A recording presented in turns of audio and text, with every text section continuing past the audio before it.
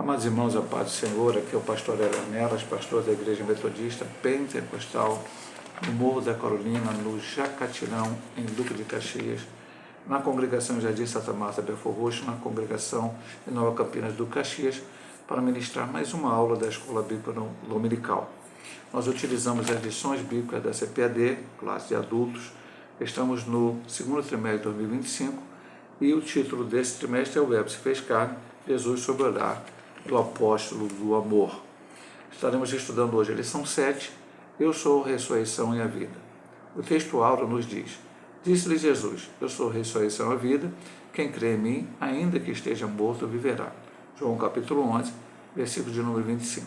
A verdade prática diz: o Senhor Jesus Cristo é a ressurreição e a vida. E por essa razão, temos a garantia de que um dia teremos um corpo glorioso como o dele. A leitura bíblica em classe se encontra em João capítulo 11, versículo 14 e 15, do 17 ao 21 e do 23 ao 27. E diz assim: Então Jesus disse-lhes claramente: Lázaro está morto, e folgo por amor de vós, de que eu lá não estivesse, para que acrediteis. Chegando, pois, Jesus achou que já havia 4 dias que estava na sepultura. Ora, Betânia estava de Jerusalém quase 15 estádios. E muitos judeus tinham ido consolar a Marta e a Maria acerca de seu irmão. Ouvindo, pois, Marta que Jesus vinha, saiu-lhe ao encontro. Maria, porém, ficou assentada em casa. Disse, pois, Marta a Jesus: Senhor, se tu estivesses aqui, meu irmão não teria morrido. Disse-lhe Jesus: Teu irmão há de ressuscitar. Disse-lhe Marta: Eu sei que há de ressuscitar na ressurreição do último dia. Disse-lhe Jesus: Eu sou a ressurreição e a vida. Quem crê em mim, ainda que esteja morto, viverá. E todo aquele que vive e crê em mim, nunca morrerá. Crês tu isso? Disse ela: Sim, Senhor, creio que tu és o Cristo, o Filho de Deus, que havia de vir ao mundo. A nossa introdução diz o seguinte: o encontro de Jesus com Marta, ao chegar a Betânia, revela aspectos especiais que poderão edificar a nossa vida espiritual por meio do estudo da Palavra de Deus. Nesta lição, iremos refletir sobre o propósito de Jesus ao realizar o milagre da ressurreição de Lázaro. Iremos também nos aprofundar no diálogo entre Jesus e Marta sobre a ressurreição de seu irmão e, além disso, a partir do milagre de Lázaro, vamos examinar a doutrina fundamental da ressurreição do corpo, tal qual como é ensinada por Jesus e todo o Novo Testamento. Então, há 3 aspectos que o autor dividiu a lição. O primeiro aspecto é falar sobre o propósito ao realizar este milagre da ressurreição. Falar sobre o diálogo, quando Marta encontra com Jesus, diz: Senhor, se estivesse aqui meu irmão não teria morrido e tal. As respostas de Jesus, a palavra de Marta. E por final, falar de um aspecto muito importante, que até a nossa verdade prática toca nele, que é a promessa da ressurreição do corpo. Jesus ressuscitou num corpo glorioso e nós também ressuscitaremos um dia para a glória de Deus Pai. Vamos aqui, então, primeiramente, ao propósito de Jesus. Recebimento da notícia sobre Lázaro. Nos evangelhos, Jesus realizou diversos milagres de ressurreição, incluindo do filho da viúva de Naim, Lucas 7, de 11 a 15, e do da filha de Jairo, Marcos 5, 22, 23, 35 a 42. O milagre da ressurreição de Lázaro é o que estamos abordando. Este é o último dos 7 sinais milagres encontrados no Evangelho de João e representa a manifestação final de Jesus como Filho de Deus antes da sua crucificação. O capítulo 11 liga-se ao contexto do capítulo 10, em que Jesus se afasta de Jerusalém após uma tentativa de prisão e se dirige para além do Jordão. Isso está em João capítulo 10, versículos 40 a 42, que nós vamos ler agora, primeira leitura de hoje, sempre ler a Bíblia aqui, né? Diz assim: ele retirou-se outra vez para além do Jordão, para o lugar onde João tinha primeiramente batizado, e ali ficou. E muitos iam ter com ele. Eles diziam: na verdade, João não fez sinal algum, mas tudo quanto João disse, deste era verdade. E muitos creram nele, porque o versículo 39 diz que eles procuravam prendê-lo outra vez. E ao ser informado sobre a doença de Lázaro, Jesus estava já a leste do Jordão e levaria alguns dias até chegar a Betânia, onde encontrou Lázaro morto há 4 dias. Então vamos aqui pensar algumas coisas aqui. A Bíblia registra, não só no Novo Testamento, mas também no Antigo Testamento, algumas ressurreições. Então vamos lá. Elias ressuscitou o filho da viúva de Sarepta. Ele morreu, ela clamou a ele e ele foi ressuscitado. Estava ainda sem ser enterrado. Eliseu ressuscitou o filho da Sunamita, da mesma forma.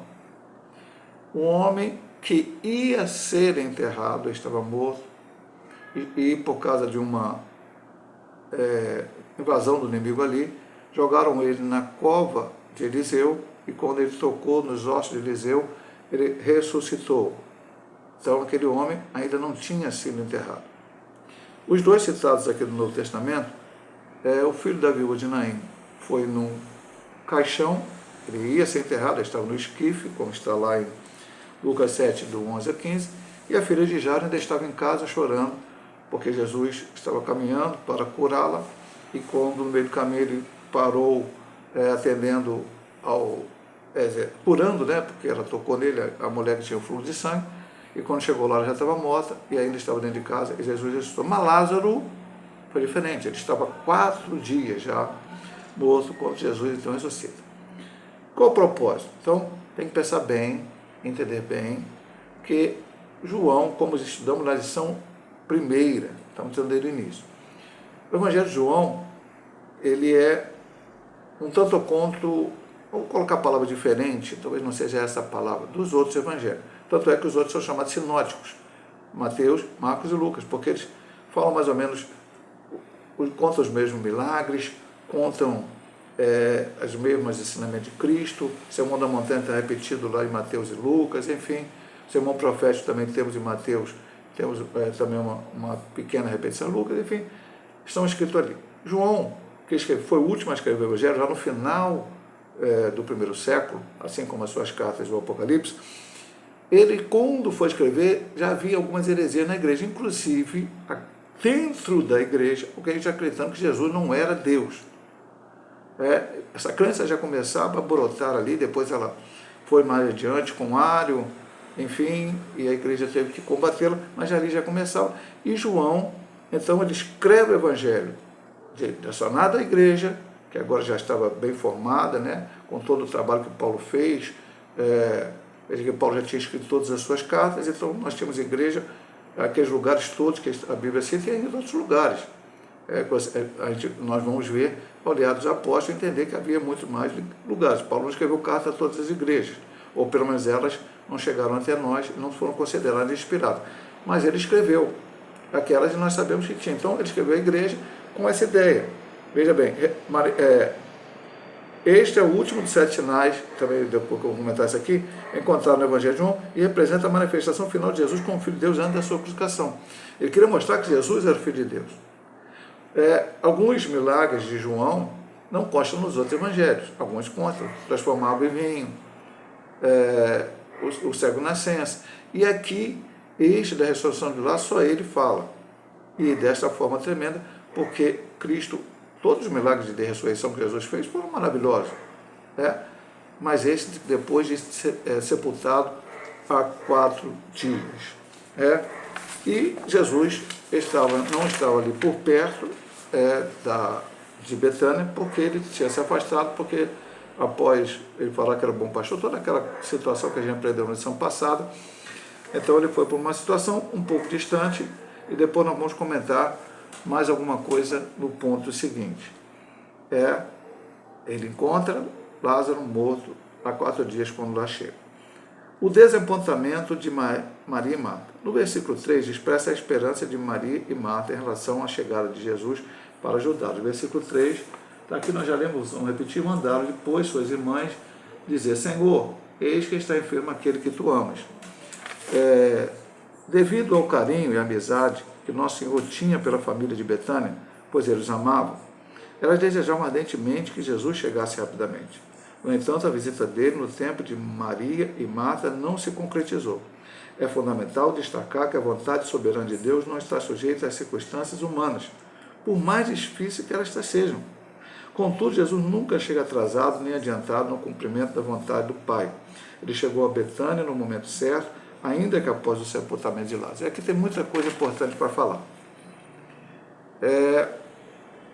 Hoje tem muita gente pregando, ensinando, principalmente o que se chama de neopentecostalismo, mas que já está invadindo o meio pentecostal e, às vezes, até o meio que não tão pentecostal assim, vamos colocar dessa forma, né?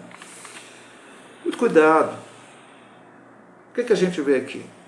Jesus amava essa família. Jesus não amava os outros? Não, Jesus amava todo mundo, ele veio para morrer por todo mundo. João 3,16, Deus amou muito a maneira que deu seu filho gênito para todo aquele que não pensa na vida eterna. De alguma forma, Jesus tinha uma amizade muito grande com essa família, demonstrada não só aqui, mas demonstrada quando ele visita, aquele episódio está lá, se não me engano, em Marcos 11, que ele visita a casa dessa família, e está lá Marta e Maria, quando Marta resolve fazer os trabalhos de casa ali para tentar agradar Jesus, e Maria se queda aos pés dele para ouvir o seu ensinamento. Jesus disse que ela tinha escolhido a melhor parte. Ali não se fala de Lázaro, mas ele amava essa família. Uma família um tanto quanto diferente, no seguinte sentido, não aparece nem pai nem mãe nos 2 episódios, e em outros episódios também que são citados, ou seja, provavelmente eles eram órfãos. Jesus ali tinha essa amizade, frequentava aquela casa, pelo menos com esses textos citados, e amava aquela família. Então Marta e Maria mandaram chamar Jesus. Por que mandaram chamar Jesus? Ele estava enfermo. Elas já tinham visto Jesus curar muitas pessoas. Elas já tinham visto Jesus fazer muitos milagres. Elas não chegaram, Senhor, vem curar o meu irmão. Mas elas disseram, ali parece que demonstrando, sim, seja feita a tua vontade, né? O Senhor está no controle. Então, vem aqui e cura, se for da tua vontade. Mas elas queriam que ele chegasse rapidamente. E Jesus não chegou. E aí eu destaquei 2 pontos aqui interessantíssimos que ele fala. É fundamental destacar que a vontade soberana de Deus não está sujeita às circunstâncias humanas, por mais difícil que essas sejam.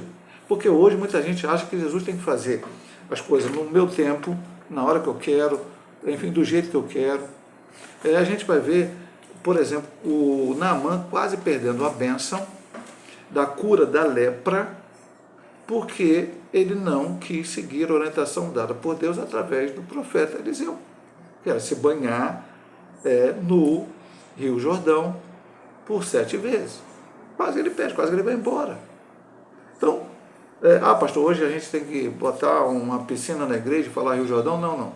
Nada disso. Deus não precisa mais dessa. Lá no passado aconteceram essas coisas. Hoje só, excepcionalmente, poderia acontecer algo, mas não ao que o homem faz uma campanha, coloca lá em cima que aquilo vai resolver, como já vimos aí na internet. Mas não vamos comentar isso agora. Mas quase perde a bênção por causa disso. E querer que Jesus faça do nosso jeito não é a maneira correta. Ele vai fazer do jeito dele. Eu só tenho que crer e confiar nele. E até estar sujeito à circunstância. O texto mostra também, eu até comentar na parte de amar e tal, que mesmo aqueles que Jesus ama, ele ama todos, mas tem essa intimidade, aquele que serve a ele, aquele que está na igreja, né, que está fazendo a vontade do Senhor, pode sofrer reveses, como sofreu João, o evangelista. Quem são as três discípulos, 3 apóstolos mais chegados a Cristo, depois que eu escolhi os 12, que nós vemos que estavam presentes na transfiguração, no Getsemane, quando Jesus foi até a casa de Jairo para ressuscitar sua filha? Pedro, Tiago e João. Tiago e João eram irmãos, filhos de Zebedeu. Mas quando entra os apóstolos, Herodes vai lá e mata Tiago. Mata Tiago por quê? Porque Tiago era um bandido, roubou, adulterou? Não, porque Tiago era um servo de Deus. E João não quis abandonar a igreja, porque o Senhor Jesus permitiu que o irmão dele tivesse morrido. Então agora não vou crer mais em Jesus, meu irmão era um apóstolo escolhido, o Senhor escolheu, agora deixa ele morrer na mão de Herodes. Não, João não teve essa atitude. João apenas continuou aquilo que ele tinha que fazer.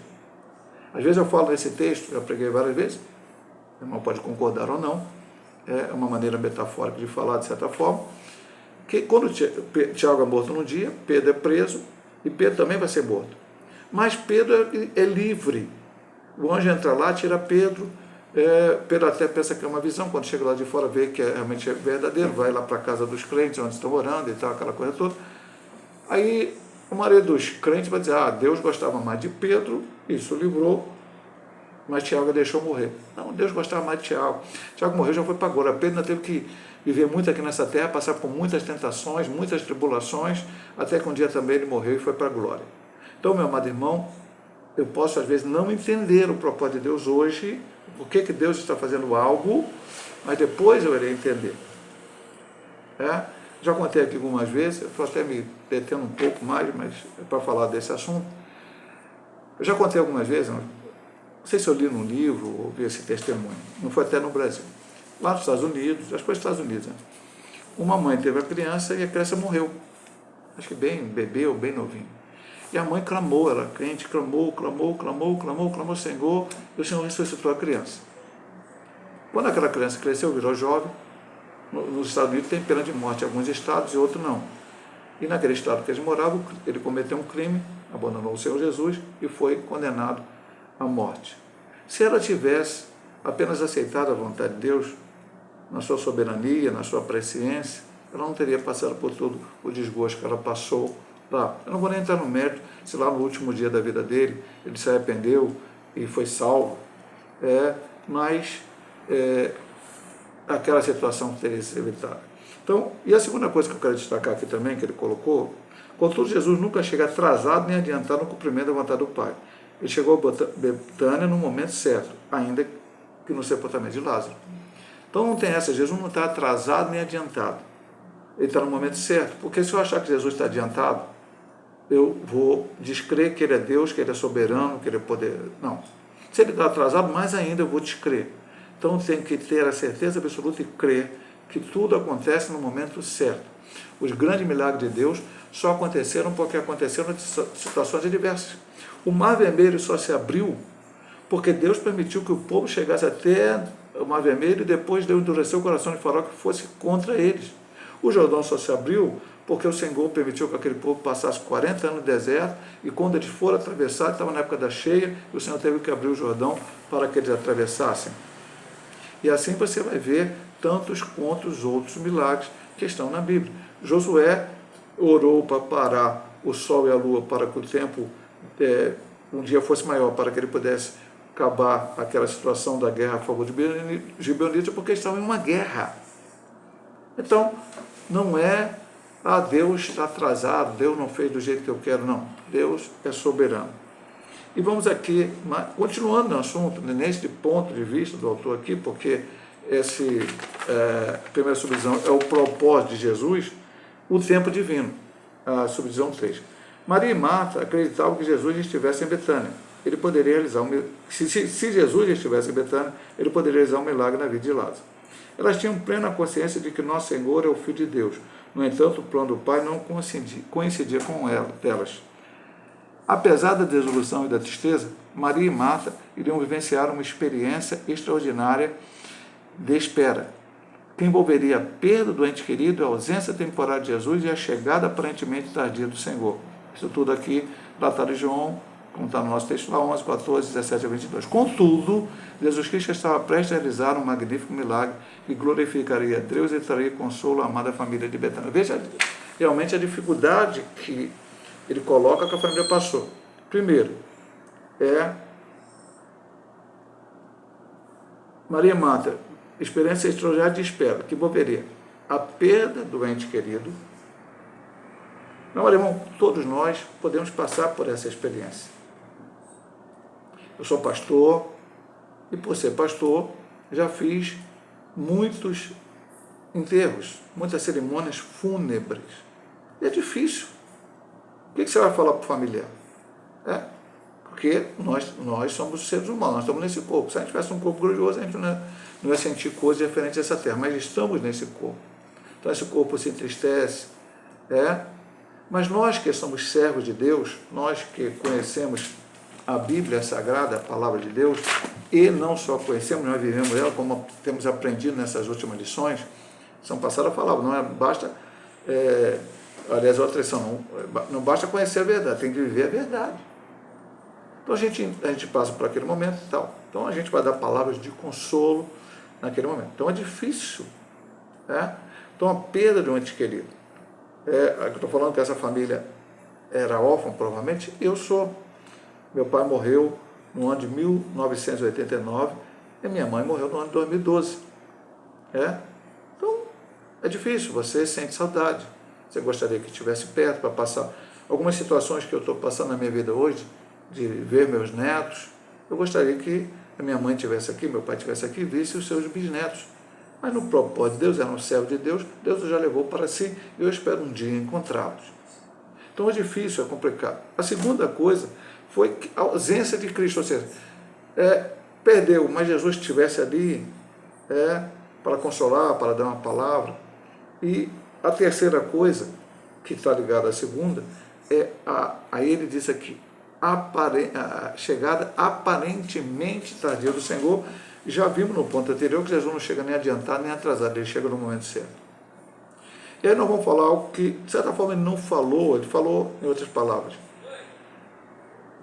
Pastor, na sua concepção de ver por que Jesus demorou, entre aspas, né, humanamente falando, Jesus demorou a chegar lá a Betânia.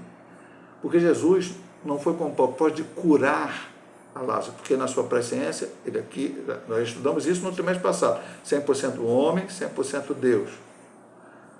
Ele sabia que Lázaro já estava morto, inclusive falou para os seus discípulos, ele dorme, depois você dorme, está bem. Não, ele está morto. E isso é para a glória de Deus, tal. E quando ele vai, é para ressuscitar Lázaro. Pastor, mas por que não era melhor ele curar antes? Ele até chorou lá, ele sabia que ia fazer um milagre, mas chorou. Ele não chorou por causa do milagre que ele ia fazer, chorou por causa da incredulidade daquele povo. Ele foi lá, ele ressuscitou Lázaro, e se ele curar seria um grande milagre? Seria, mas a ressurreição maior. E nós vamos ver, se você seguir o texto, você vai ver que muita gente se converteu por causa daquele milagre. E depois o pessoal queria até matar o próprio Lázaro porque a ressurreição dele estava fazendo pessoas aceitar a Cristo. Então você veja que a gente não consegue entender aquela situação naquele momento, mas de repente o Senhor quer fazer um milagre maior e uma bênção até maior na nossa vida, porque ele diz aqui no final, contudo, Jesus Cristo estava prestes a realizar um magnífico milagre que glorificaria a Deus e traria consolo à amada família de Betânia.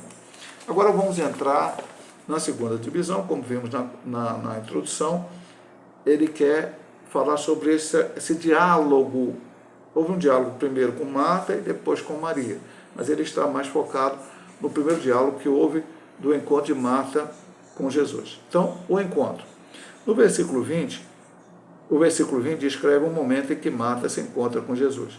Assim que soube que o Senhor estava na cidade, a irmã de Maria dirigiu-se ao encontro dele. Ao vê-la, expressou a sua convicção de que se o mestre estivesse presente quando Lázaro ainda estava doente, o seu irmão não teria falecido. Versículo 21. E Jesus afirmou que Lázaro iria ressuscitar. Versículo 23. Embora Marta acreditasse que Jesus poderia realizar um milagre extraordinário, ela não percebeu que o Senhor falava sobre a ressurreição de Lázaro naquele momento específico. Na realidade, viver entre a promessa do Senhor Jesus e as circunstâncias da vida é um grande desafio para a fé. No entanto, aquele que é a ressurreição e a vida estava ali diante dela. Louvado seja o nome do Senhor. Então, pastor, embora haja quem coloque a palavra que foi igual, se você pegar o texto, você vai ver que quando Jesus disse para Marta, ela falou assim,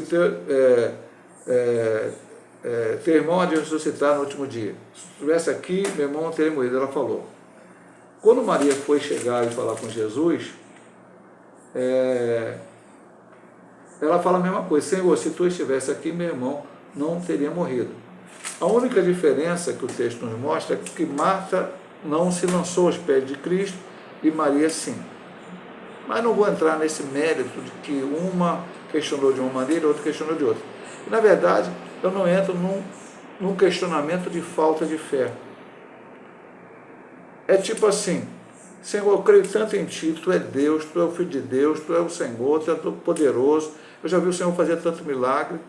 E se o Senhor estivesse aqui, certamente o Senhor tem poder para fazer esse milagre. O Senhor teria poder para curar. A única coisa que ela não conseguiu entender é quando Cristo disse: teu irmão há de ressuscitar. E Jesus não estava falando da ressurreição do último dia, que realmente vai acontecer, como está lá no capítulo 12 de Daniel. Vou até ler para os irmãos aqui, né? Porque ele fala assim: pastor, Maria conhecia o Apocalipse? Não, João não tinha nem escrito o Apocalipse ainda, né? Ou não estava falando de ressurreição, talvez eu não tivesse nem o que ela sabia. É o que está escrito aqui em Daniel capítulo 12, além de outros textos, lógico, mas Daniel 12 é claro sobre a ressurreição. Depois nós vamos comentar no capítulo da ressurreição. Deixa eu só ver o texto aqui.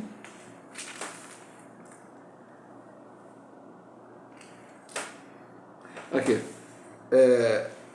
versículo 2: e muitos dos que dormem no pó da terra ressuscitarão, uns para a vida eterna e outros para a vergonha e desprezo eterno. Então ela sabia que o irmão dela era fiel, cria no Senhor Jesus como Salvador, cria nele como Deus, cria nele como Senhor, e que um dia ele ia ressuscitar. Mas Jesus está falando para aquele momento. Aí ele faz uma observação aqui importante. E olha só, isso serve para nós, porque o ensinamento bíblico é para nós, meu amado irmão. Eu vou até fazer uma aspa aqui, né? Aí você olha para Maria, para Marta, fala: poxa, essa Marta era assim, essa sabe. Olha, Maria era assim, e fulano fez assim, e ciclano agiu assim, e ciclano não teve fé. E eu e você? Se estivesse passando a mesma situação daquela pessoa, será que seríamos diferentes? Será que também não teria no nosso coração algum sentimento? Porque veja bem o que ele diz aqui. Na realidade, viver entre a promessa do Senhor Jesus fez uma promessa. Promessas vindas de Cristo são para que nós creiamos nelas. E as circunstâncias da vida é um grande desafio para a fé. Isso até é fé. Porque fé, vamos lá. Pastor, o que é fé? Vamos lá. Para o autor desconhecido, a única epístola onde não temos sabemos quem é o autor, as outras nós sabemos, mas essa não, que é a carta aos Hebreus. Ora, a fé é o firme fundamento das coisas que se esperam e a prova das coisas que não veem. Então, firme fundamento que eu espero. Então, espero que Jesus faça um milagre. Mas tem a prova da coisa que não se vê. Então, como Jesus disse para Tomé, também aqui no capítulo 20 de São João: bem-aventurados que não viram e creram.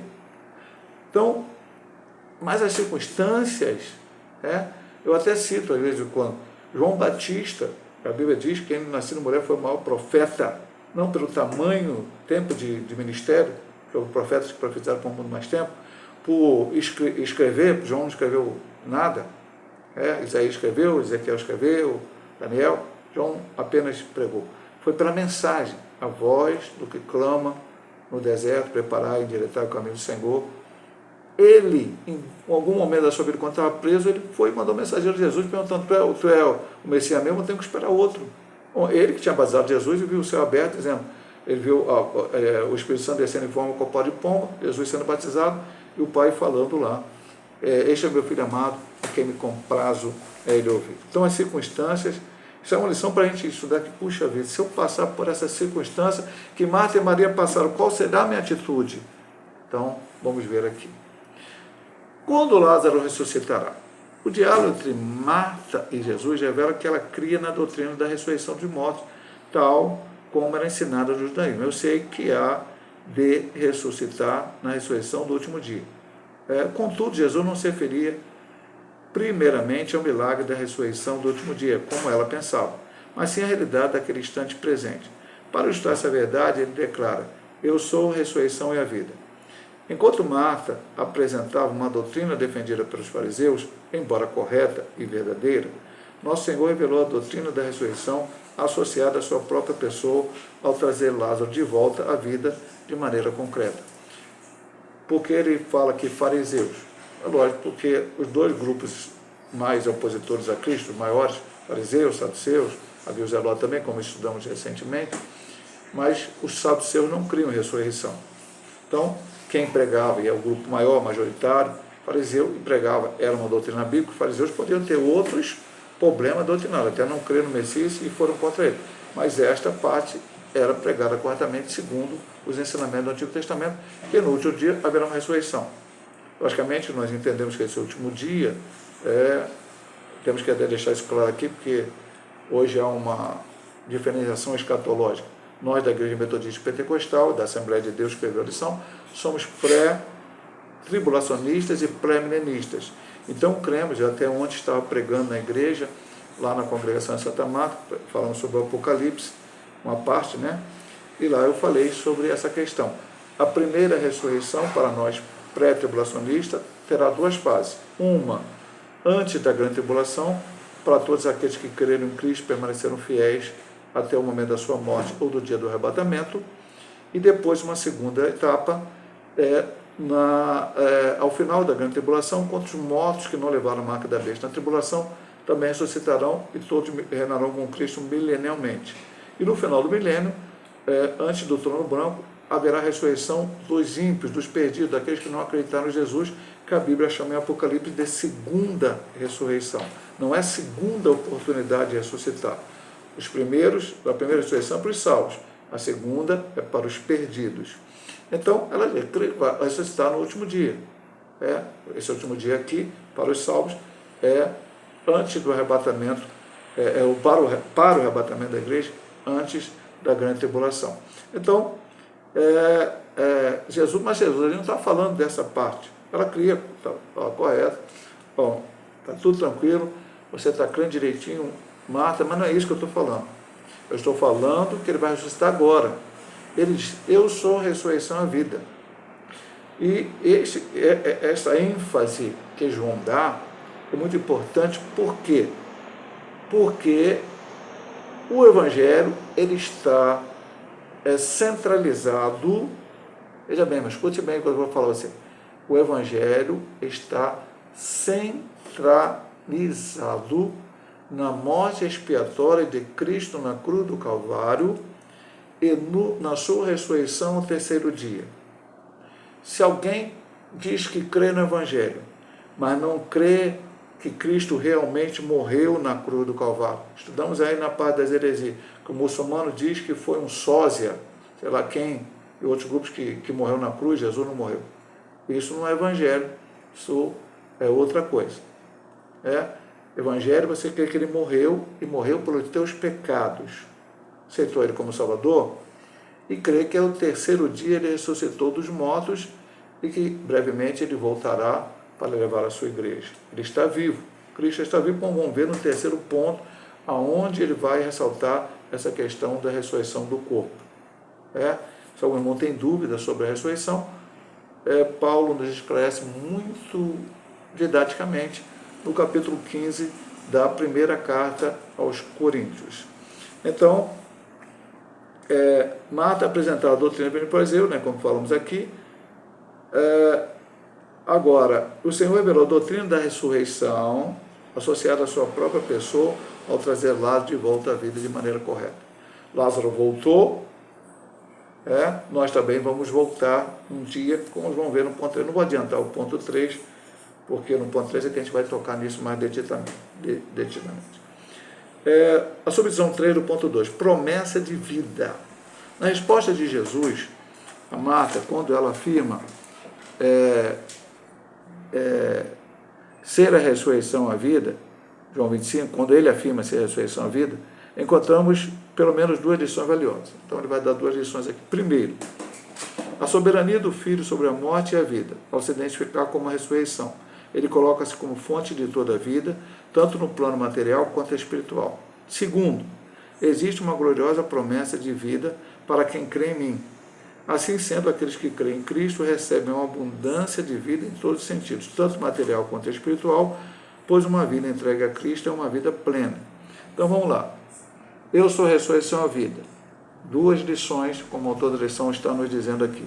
Primeira, coloca-se em fonte de toda a vida, tanto no plano material quanto espiritual. Voltamos à afirmação de João. Vamos lá, eu vou até ler aqui. Não precisa nem ler, meu amado irmão, vou ler. Eu gosto de ler na Bíblia. Se eu fugir aqui uma palavrinha, eu já acho que não é bom. Às vezes a gente fala os textos de cor, e não é problema você falar o texto de cor, mas às vezes foge uma palavra e às vezes alguém pega e muda o sentido da coisa.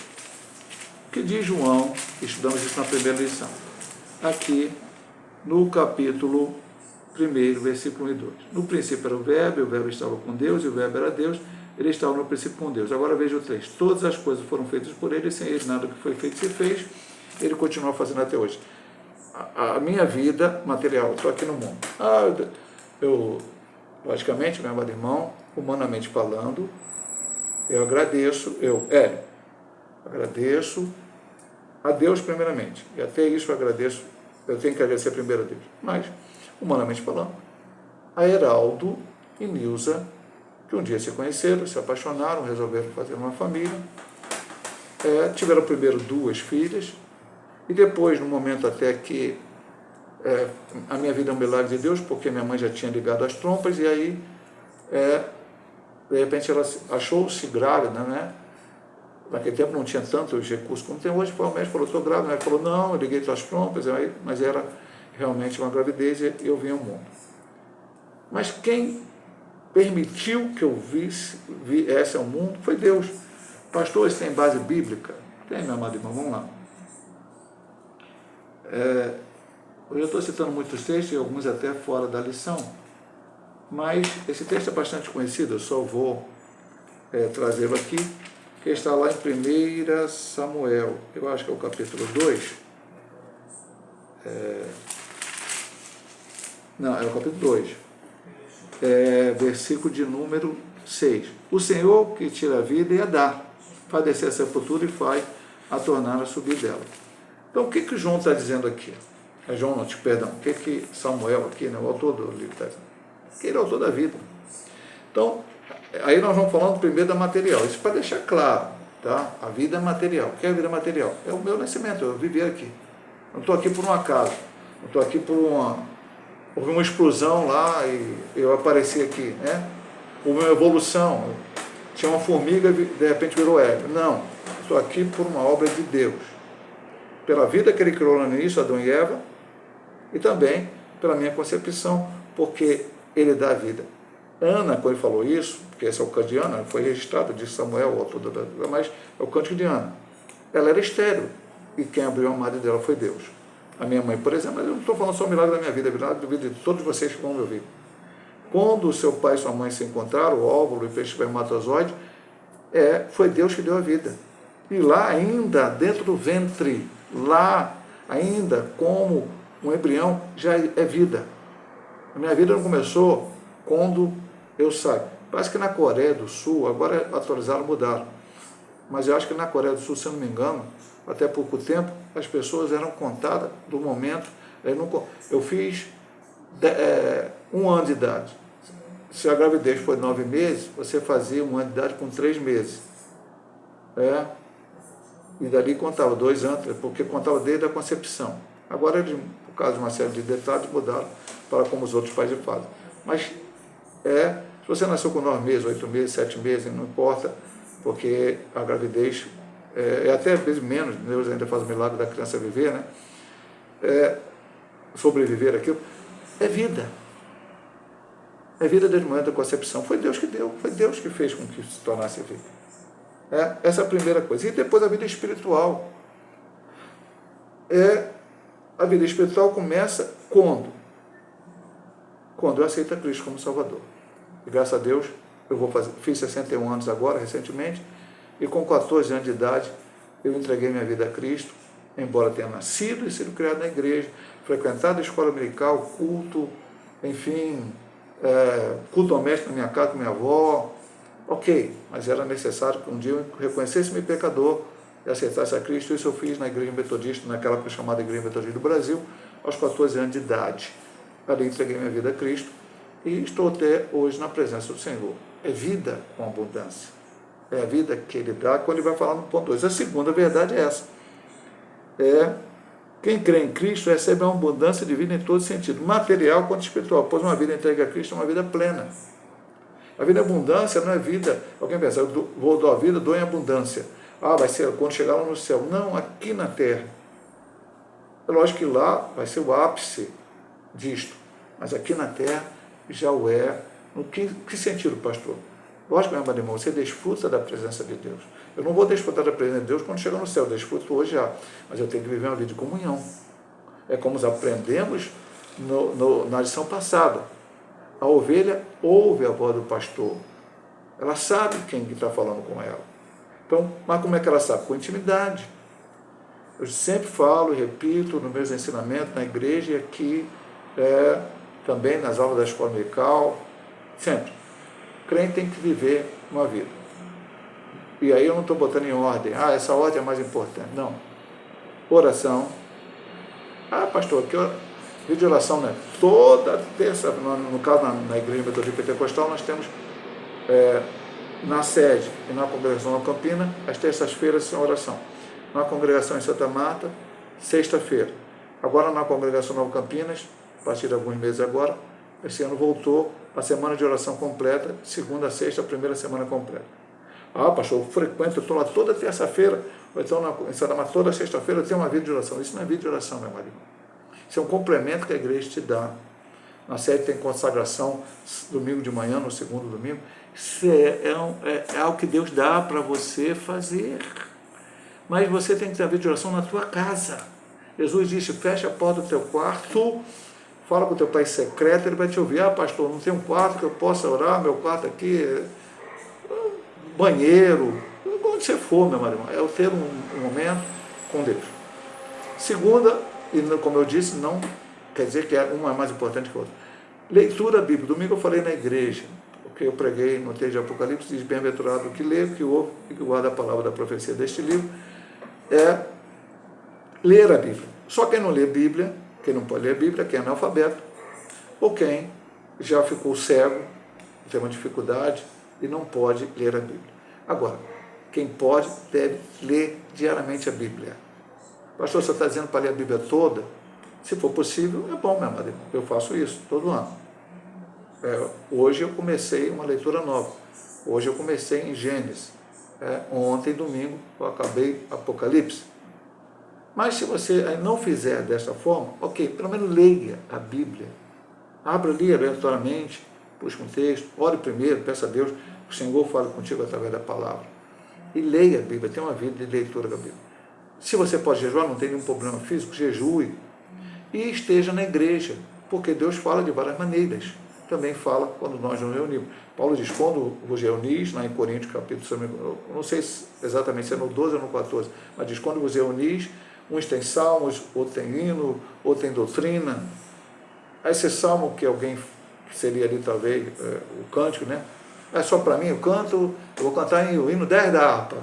Aí eu canto, eu estou cantando, eu estou ouvindo, eu estou sendo alimentado espiritualmente. Não, o irmão que estava sentado no banco está ouvindo aquele hino, seja ele qual for, um hino avulso, e também Deus está falando com ele através daquele hino. Quando eu vou lá na minha oportunidade, vou ler o texto aqui e tal, Deus está falando com o irmão, a pregação da palavra, o estudo da escola dominical, enfim, a nossa vida é plena. Deus nos dá a vida plena também aqui na terra. Saindo da conversa de Marta com Jesus, vamos agora para a doutrina bíblica da ressurreição do corpo, importantíssima doutrina. Ponto 3, subvisão 1, ressurreição do corpo. O milagre da ressurreição física de Lázaro, realizado por Jesus, não foi o único. João 11, 23 e 24. Como já observamos, outros milagres semelhantes estão registrados nos evangelhos. No entanto, ao contrário do que aconteceu com Lázaro, que voltou a morrer, em João 5, nosso Senhor menciona a ressurreição do corpo para os últimos dias, quando os salvos não experimentarão mais a morte. Opa, agora já está falando de outras. O Lázaro voltou a morrer. Você acha que Lázaro ressuscitou e nunca mais morreu?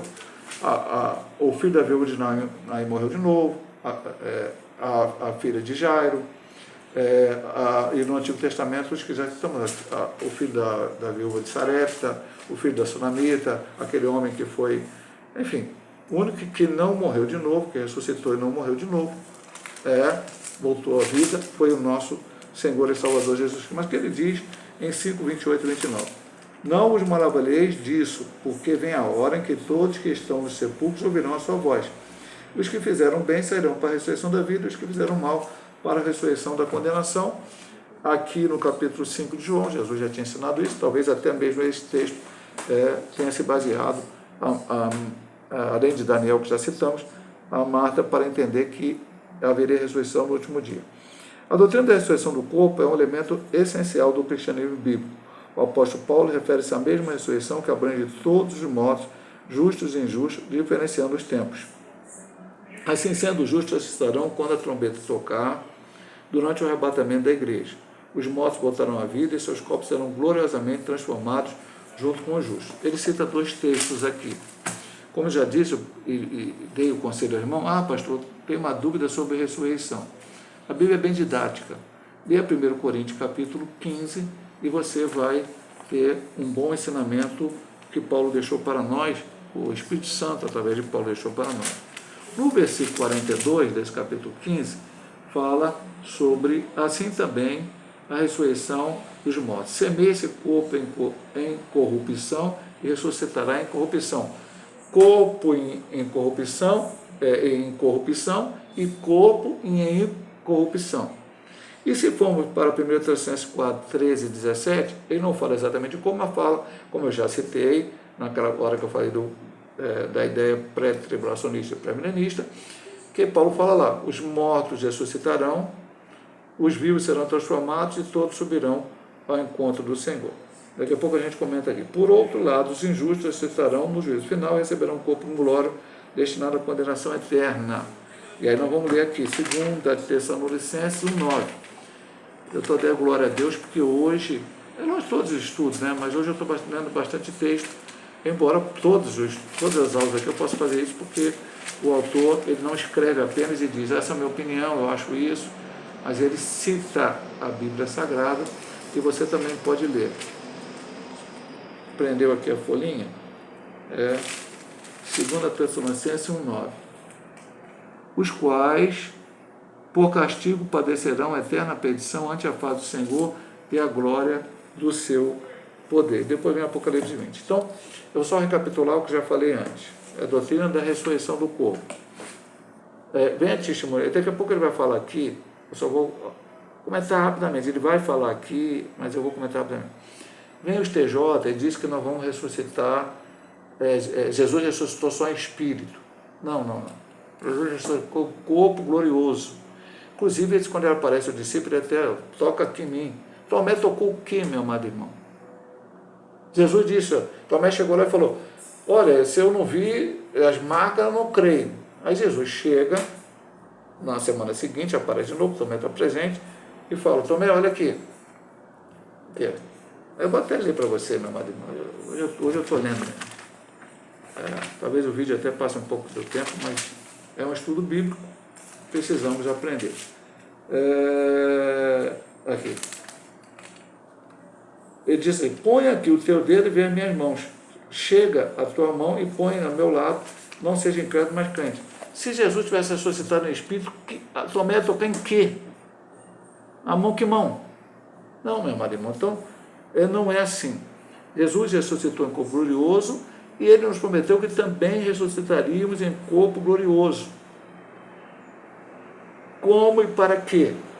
Vamos para a glória. Não é esse corpo carnal, meu amado irmão.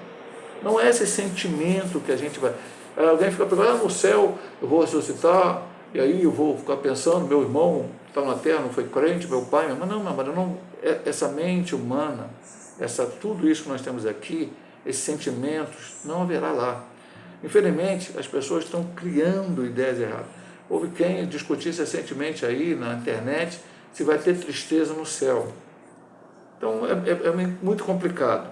Nós vamos estar em corpo glorioso. E como ele diz aqui claramente, quando Jesus vier arrebatar a igreja, os mortos vão receber o corpo glorioso, os vivos serão transformados e todos subirão enquanto o Senhor. E no juízo final, no final como já explicamos, do milênio, do trono branco, esses que ressuscitarem na segunda ressurreição receberão um corpo em glória. E aí tem que falar uma coisa bem clara. Não existe sono da alma e nem aniquilação. Isso é heresia. Isso é testemunho de Jeová, Adventista sétimo dia, prega isso. Não está no sono.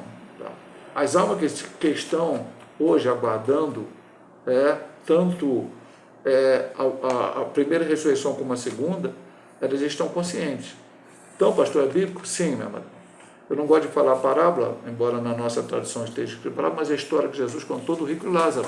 Tanto o Lázaro estava ali consciente, Abraão estava consciente, quando o rico estava consciente. O Lázaro o Lázaro no seio de Abraão, no paraíso, o terceiro céu, que depois saiu daquela parte, né?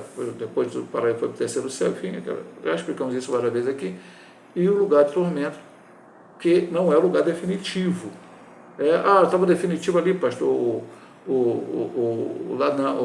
rico não. No final, vai ser todo mundo lançado no lago de fogo e enxofre, que é perdição eterna. Então, sofrimento eterno. É isso que a palavra diz. Então, ele diz aqui, corpo em glória. Agora vamos para a segunda parte. Esse ponto é tão profundo que aí o vídeo vai virar 1h30 e não dá. Vou pedir licença, só vou tomar um pouquinho d'água, que aqui está um pouco calor, né?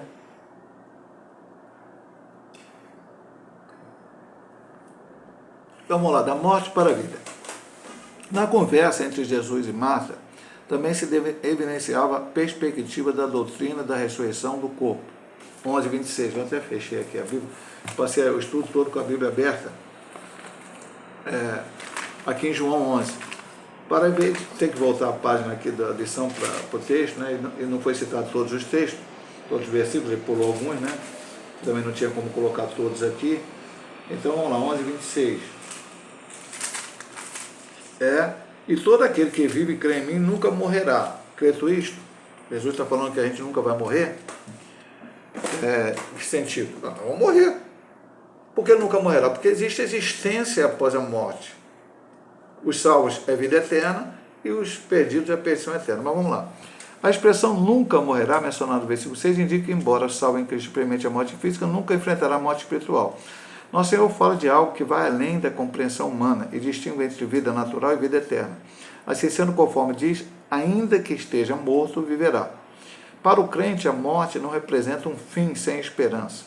Pelo contrário, sob uma ótica bíblica e segundo o ensinamento de Jesus, a morte é uma transição para a vida eterna, onde a ressurreição do corpo marca o início de uma nova realidade e a natureza espiritual. Eu vou trazer mais um texto que não está na lição, mas que eu usei recentemente numa pregação, a pregação que eu citei aqui até os irmãos, que eu fiz sobre Jó, preguei na sede e nas congregações.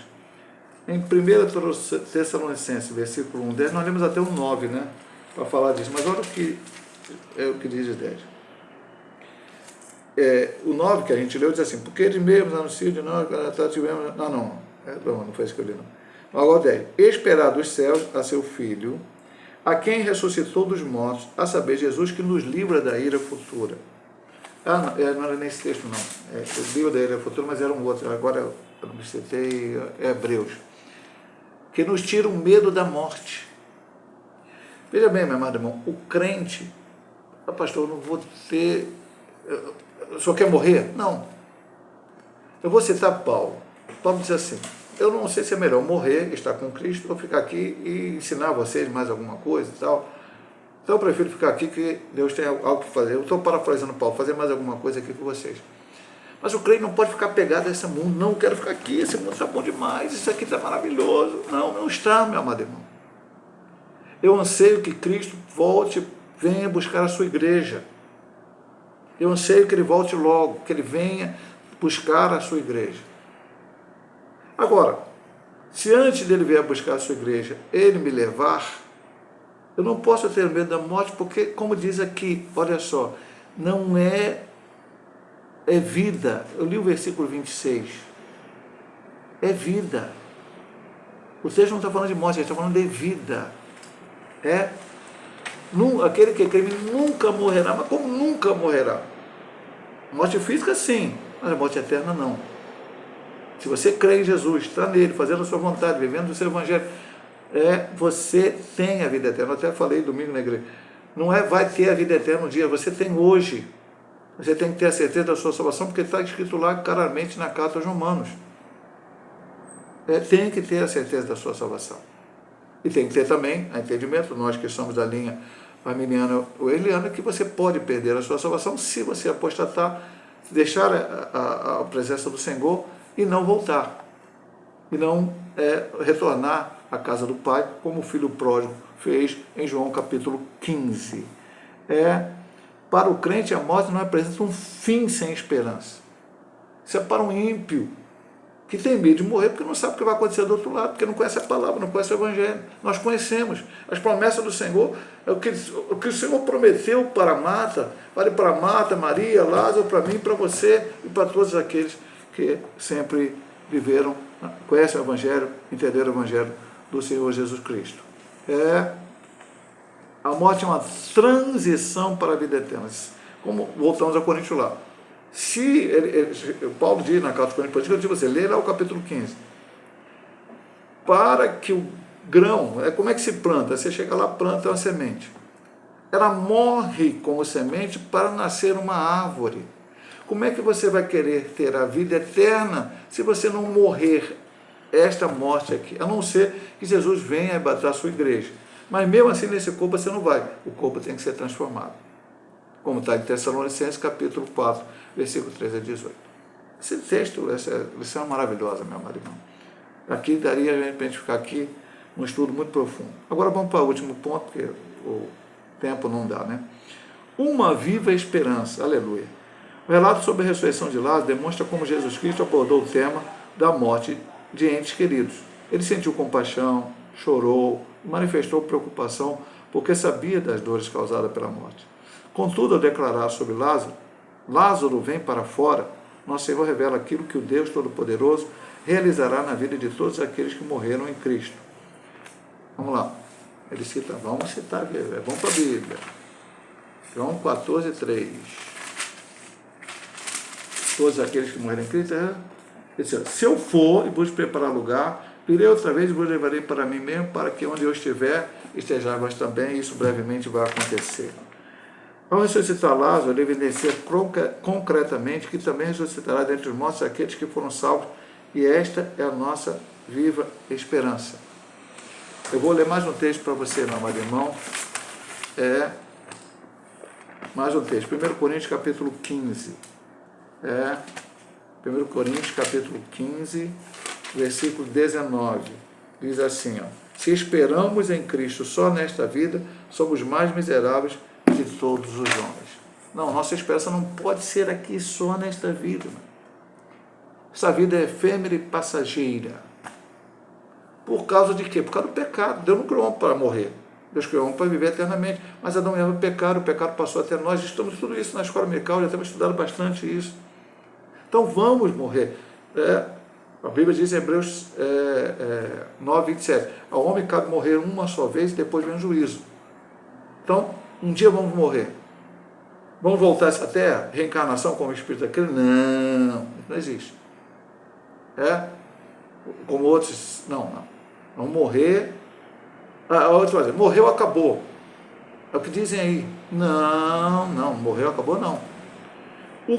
Da forma como você se comportar nesta vida, se comportar no que sentido? Não é as suas atitudes, enfim, porque você não será salvo pelas obras. Em respeito a Cristo, por exemplo, o ladrão na cruz, ele viveu a vida toda fazendo coisa ruim. Ele não teve tempo de fazer uma obra boa. A única obra boa que ele pode ter feito foi a palavra que ele deu ao outro ladrão. Estamos nós aqui no respeito ao Senhor, estamos nós aqui no mesmo. Ele fez um alerta para o outro ladrão. Mas ele morreu no último momento da sua vida. Então, crer em Cristo, seja quando não está muito novo ou no último suspiro, mas entregar a vida a Cristo. E aí o homem, tudo que é a decisão sobre Cristo nesta vida, é que vai nortear a nossa existência após esta vida. Então, se você crê em Cristo, e vive nele, permanece nele, continua nele, você não deve temer a morte, porque a tua existência após essa morte é vida eterna. Volto a citar o ponto anterior, ele diz em 11:26, quem crê em mim nunca morrerá. E por que quem não crê vai morrer? Porque, alguns diziam antigamente, quem nasce 2 vezes, morre só uma. E quem nasce só uma vez, vai morrer 2. Pastor, que coisa complicada. Voltamos lá no Nicodemos, é necessário nascer de novo.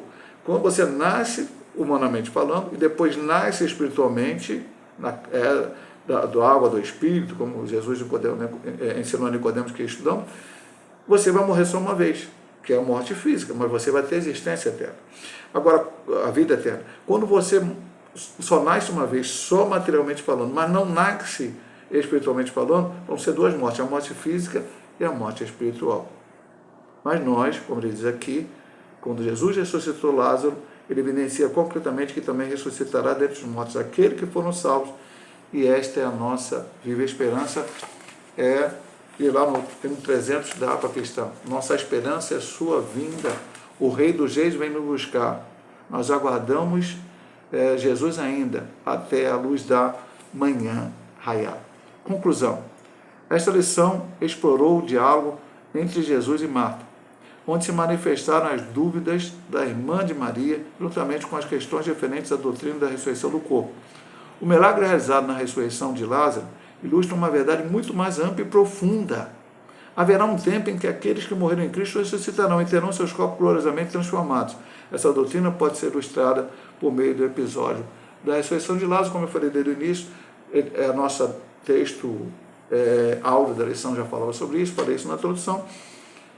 O autor aqui, de uma maneira muito importante, ele pega o episódio da ressurreição de Lázaro e mostra a realidade que nós vamos um dia ressuscitar também em corpo glorioso, aqueles que estiverem mortos, estiverem vivos, serão transformados em corpo glorioso, para encontrar com o Senhor Jesus Cristo nos ares. Louvado seja o nome do Senhor, que Deus abençoe nossos amados irmãos. Se Deus assim nos permitir, semana que vem estaremos ministrando mais uma aula, a lição de número 8, uma lição de humildade, capítulo 3, São João, no episódio chamado do Lava Pés. Deus abençoe a todos em nome de Jesus.